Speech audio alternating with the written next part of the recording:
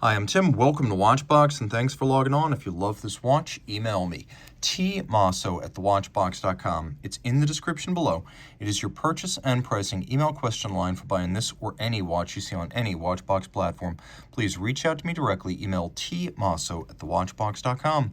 Today, we're discussing a big and burly, highly capable Omega Seamaster Planet Ocean chronograph in stainless steel, 45.5 millimeters in diameter, 19 millimeters thick, and from lug tip to lug tip, 52.1 millimeters with a 22 millimeter spacing between the lugs. We'll zoom out a little bit. I'll throw this watch on my 16 centimeter circumference wrist, and it actually fits better than I thought it would. It's not cartoonishly oversized, even though the look is definitely outlandish. This is an extrovert's watch, but it doesn't feel like a goof the way some celebrity spec Audemars Piguet Royal Oak Offshores or Hublot Big Bangs can. This feels purposefully large. I would say you probably wear this watch best with a wrist of 17 centimeters circumference or up, but surprisingly on the strap, I'm finding my 16 is actually a decent match for the watch. It's borderline, I'll let you decide. Now the watch is nicely appointed. We have here a strap that is part alligator, and you can see it is large rectangular scale on the top in a matte blue finish with a lightly contrasting gray binding stitch, and then on the underside it is blue rubber. It is conforming strap, so it matches the curve of the case and the slope of the lugs. And I think one of the reasons this watch fits so well is because it doesn't feature a solid end link bracelet, and the strap exits almost vertically out of the lugs, really helping to wrap the watch around a smaller wrist like mine. Now you can see there is a well-known Omega clasp. This piece has been in rotation since the early 2000s. Twin trigger release. Externally there's both polish and satin as on the watch. The twin triggers ensure it doesn't open accidentally. Strap feeds in, strap closes. All the excess length, once you've sized it down, hides underneath the clasp and underneath the strap, so it's a very clean look and there's no need for minder loops on the strap. Taking a quick look at the case, it's familiar lyre-style lugs. We've seen them many times since this double-beveled case first debuted in the early 60s on Omega watches. We have the outward bevel and then the inward twist as well. The outward bevel is polished and continues from end to end. We have a satinated mid-case. We have a media-blasted and polished helium escape valve for saturation divers if helium accumulates in the watch as you ascend. Just open this first, and when the pressure internally exceeds external pressure by 2 to 3 bar, it will vent the helium and avoid blowing out the seals and crystals of your watch. Now, while we do have shear guards to strengthen the chronograph pushers, these are not screw downs. So even though the watch is 600 meters water resistant, you can operate the chronograph, stop, start, and reset without having to thread anything out. So you're always 600 meters. Just remember, these are not screw downs. They are shear guards, so you can't get these sheared off by an oblique impact.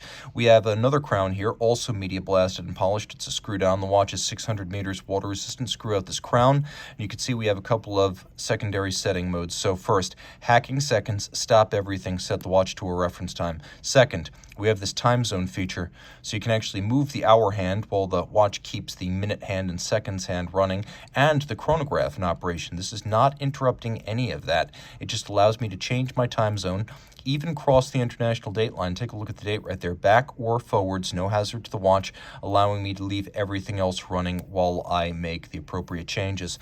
Now, the watch features a 120 click bezel. Let's hear it.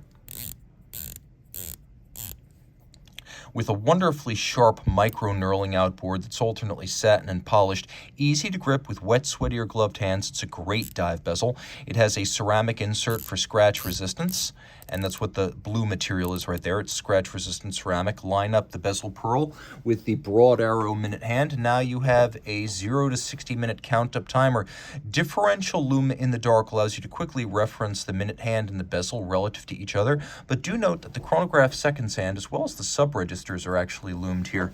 Now the dial is made of blue ceramic. You can see zirconium oxide, the chemical formula. Super hard, scratch-resistant, will tarnish, oxidize, or fade. All the advantages of enamel, none of the drawbacks. It's a twin register chronograph dial, but it's actually a tri-register chronograph, because if you look carefully, you can see that the chronograph hour and minute hands are coaxial over at 3 o'clock. So we've got 2 registers, but it's a tri-register with chronograph seconds, minutes, and hours. And of course, we've got a blue date disc on a blue dial, which is wonderful. Applied numeral, indices, and Omega logo, all looking good with concentric patterns for the sub-registers. Turn it all over.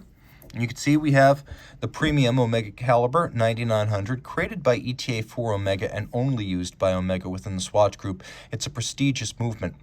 54 joules, bidirectional automatic winding, 60-hour power reserve, twin mainspring barrels in series, so after 18, 24, 36 hours, it doesn't lose a ton of amplitude.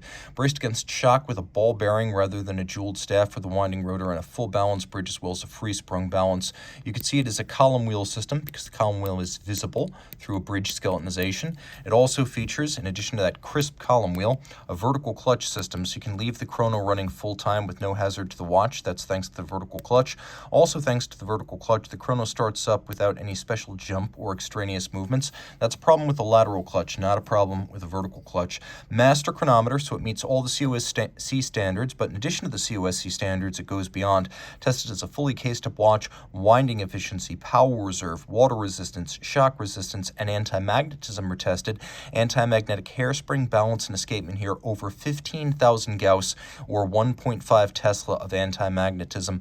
Coaxial escapement, as envisioned by the George Daniels legacy of watchmaking. In the modern era, this is his most tangible legacy, conceived in the 70s, sold to Omega in the 90s, and industrialized them in 1999. The coaxial was Daniel's way of improving power reserve, reducing maintenance requirements, and improving chronometry, and these latest tri-level coaxials achieve all of that.